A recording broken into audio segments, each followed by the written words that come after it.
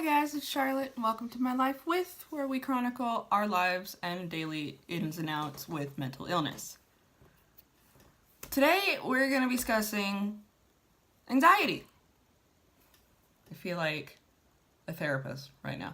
We're going to be discussing this today. Anxiety can manifest in so many ways. Sorry, I bumped the table there. So many ways. Visible, shaking, hyperventilating. Personally, I get angry first. Full-blown panic attacks are just the worst thing on the face of the planet. That's something I wouldn't wish on my worst enemy. And yet so many people suffer with them. Anxiety on a whole is very misunderstood. It's, because it's not visible to somebody, they don't think you have a problem. Oh, I'm having anxiety right now. Really? Because I can't see you freaking out. It's not all about freaking out. There's so many different variables to it. I mean, for myself, personally, because this is basically, I'm telling you my story, I get angry first. There's that agitation, there's that irritation that happens. And I go from 0 to 60 in 2.5 seconds, if that. 0.5 seconds, I didn't even take the 2. 0.5 seconds.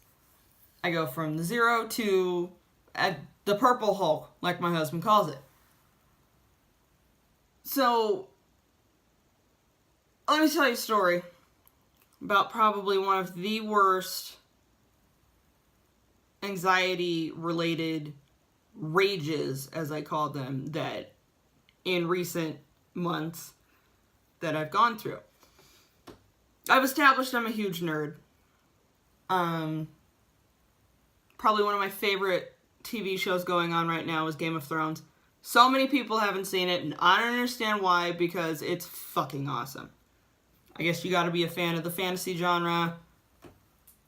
In my house, back when my brother and my sister-in-law were living with us up until very recently, it was Game of Thrones airs and nobody talks. Everybody sits, everybody watches, everybody's into it.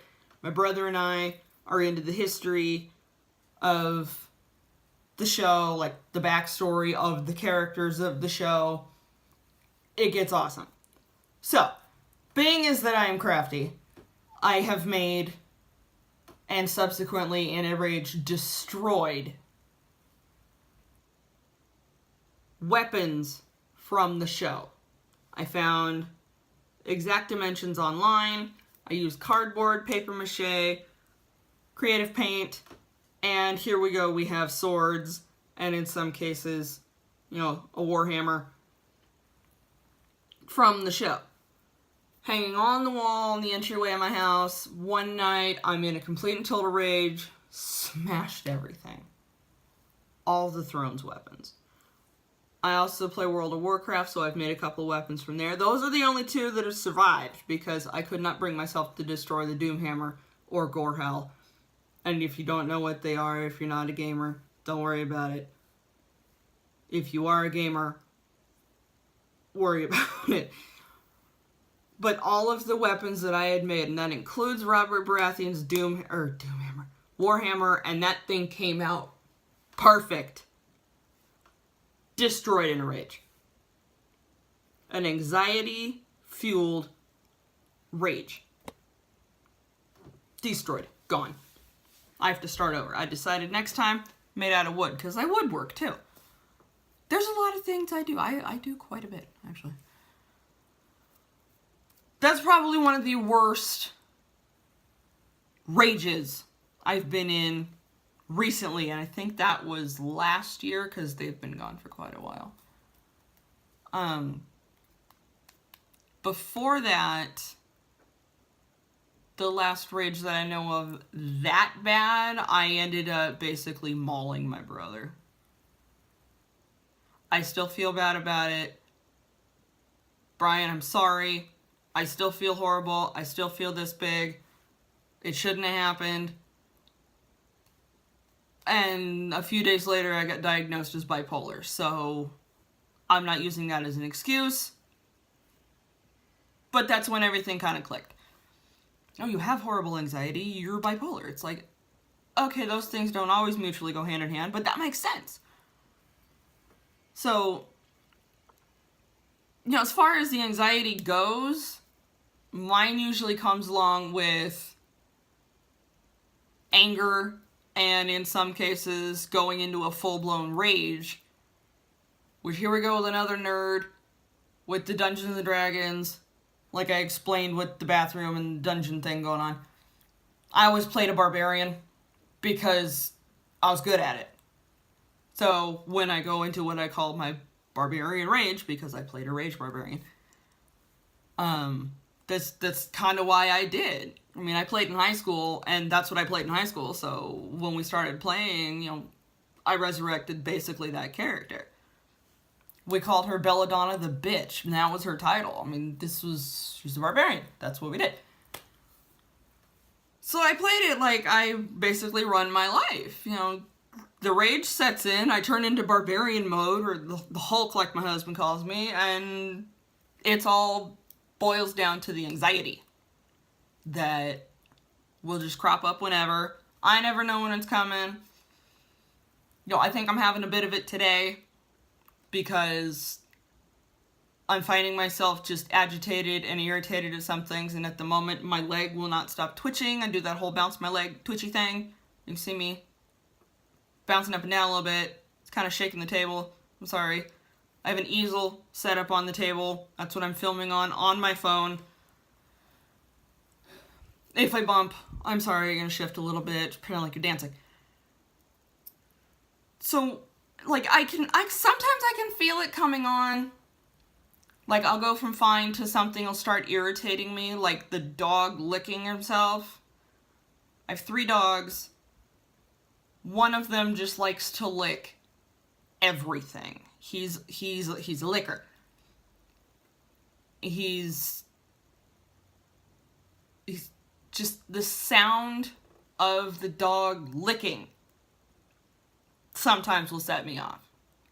Like, it's not full-blown, oh my god, stop. It's just, Flynn, you need to stop. You need to stop. Flynn, stop it. Because that one's name is Flynn.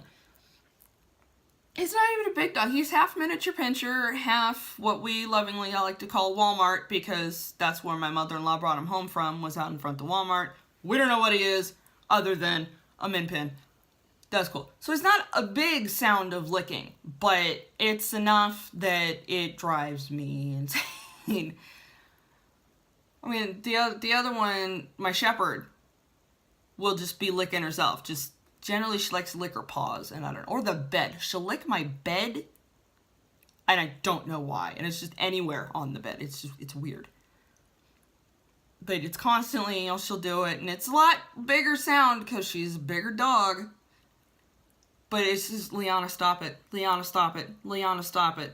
And I named her Liana because Game of Thrones, because nerd. And for the sake of, because I said I had 3, we have a dachshund. She's old. She only got 11 teeth left. She don't lick so much. She's a good girl. Her name is Daphne, because I'm into Greek mythology, too. So there we go, we've talked about the dogs. But little things, and it all boils down to the anxiety, basically. Little things will just set me off. It's the dog licking, my daughter watching her own YouTube shows. It's just sometimes just whatever they're doing in the show, it's like, okay, you need to stop. I cannot handle the sound of fake baby cries. It gets down to that mom in me. It's like, okay, you have to fix it, but it like creeps up the back of your neck there, and it's like you just need to make it stop. Then I'll end up yelling at her, Kendra, you need to make it stop. You need to make it stop. And she's just, well, why, Mom? She's got attitude already. She's only 7 years old. And he's like, well, why? What's so wrong with it? I'm like, you know what's wrong with it. You need to stop. It's getting it. I'll sit there and I'll do this. And she's just, oh, okay, you're having anxiety from it. Okay. It's the fact that my daughter has to already deal with mommy's got anxiety. What's going to kick it off? You know, do you need your medicine for it, mommy? And it's like, I probably do. And she goes, well, I know you don't like me touching your medicine. Vitamins are okay, but I know you don't like me touching your medicine, so I'll just bring you the bottle. She'll bring me a bottle out of my purse. I'll take one. 20 minutes later, I'm fine. Okay, mommy, you good now? Mommy's fine now. I'm sorry I got so agitated. Life goes on like normal. I hate the fact that she's got to deal with it already. She's only 7. I mean, she's got to deal for the rest of her life the fact that her mother has issues. And up until recently, I didn't even want her to know that I had been in a psych ward. And because I went last December, now she knows. And I had to disclose everything. I don't keep things from my daughter. I don't sugarcoat things, with the exception of a certain number of adult situations, if you follow me. She don't even know about that yet. But she does comprehend quite a bit. I explain it to her. She asks me a question. I answer it in grown-up terms, basically. I don't, aside from the Tigger and the Eeyore, that until I got clinical with her. She's like, oh, okay, that makes sense. Just the fact that anxiety basically, at this point, recently controls my life. I feel like I can't live my life the way I want to. I believe I'm very slowly developing agoraphobia. There are times where I can't, I want to go do stuff with my family, but because I'm afraid of anxiety cropping up, I'm afraid of having a panic attack in the middle of God knows where, I end up staying home and missing out on things. And it kills me. I mean, my daughter had, a Christmas program last year. Cutest thing. I started having an anxiety attack in the middle of it, had to get up, leave the auditorium, stand in the way back there, wait for the Xanax to kick in, and then watch it from the back, from the door, in case I had to go pace, because that's basically my only coping mechanism, is I pace back and forth. I go out and I do it in the backyard, and Liana will follow me, my shepherd. I was trying to train her to be an emotional support animal. I don't know how well that's gonna work. I mean, she just turned a year old, so I guess I gotta wait until all of the puppy has grown up. But that's how I cope, is I pace. So I stood in the back, watching her Christmas program, pacing. She had an award ceremony at the end of the year. I did the same thing. It's like I associate a certain instance with that's going to happen again there. It goes along with my paranoia, about the phobia, about the being sick. I don't do certain things anymore. I don't eat certain things anymore because of this happened last time, so I associate maybe it'll happen again. And then, boom, the anxiety, it controls so much of my life. I don't even notice it half the time. It's like, why is this like this? And my husband will point it out. Mister, I minored in psychology, so I think I know everything. Not literally everything, but it's like, well, are you having anxiety? And he'll go and he'll talk me through it. And he's like, what is this right now? And then I'm like, maybe it's this. And he just goes, maybe it's anxiety? Did you try taking a Xanax? No. Well, try it. And then I do. And then I'm fine. And then I gotta go through that whole, oh, I was right kind of thing, back and forth like married people. Oh, yeah, I was right. Ugh. So, basically, it controls almost everything in my life. I mean, there's not a day that goes by that I don't have some even slight twinge of, oh, wait, anxiety. Sometimes it's a good day if I can just push it aside and be like, you know what, I don't got time for you right now, bye-bye, not think about it. It's a good day when I can just push it out my brain and carry on with life. That is a very good day for me. It's a very, very good day for me if I don't need Xanax.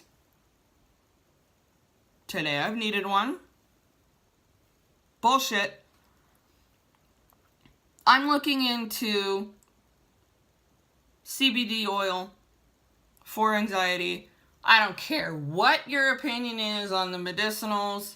I really don't give a shit. You have a negative opinion about it, I don't want to hear about it. You go have your opinion. I don't give a shit.